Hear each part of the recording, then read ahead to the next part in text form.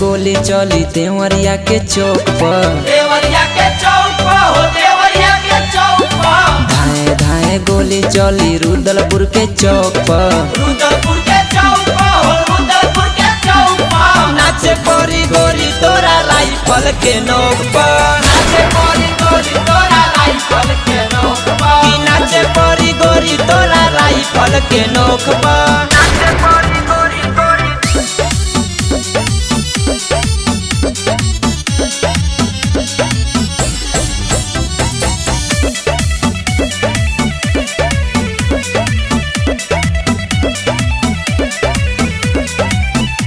बैठी नजरिया नामी लावत दूर से, नाच देखे आइल बाड़े लइका गोरखपुर से।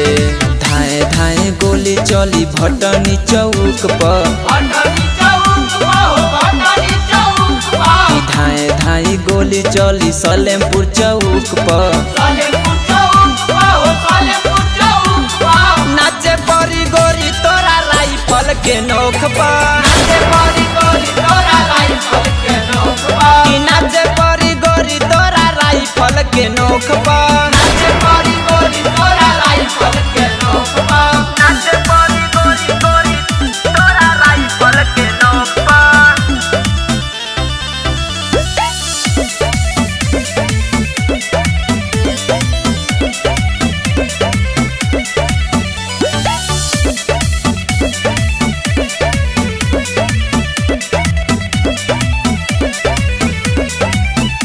नाचय जान तुहा टाई के दुपट्टा, भीरी में आइल नइखो बान्हल बसाटा।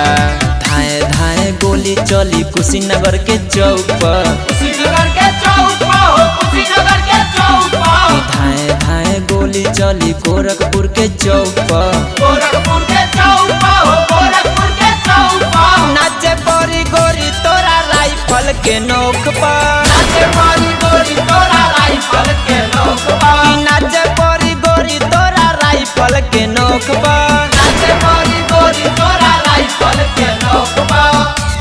Sonu recording studio Patna.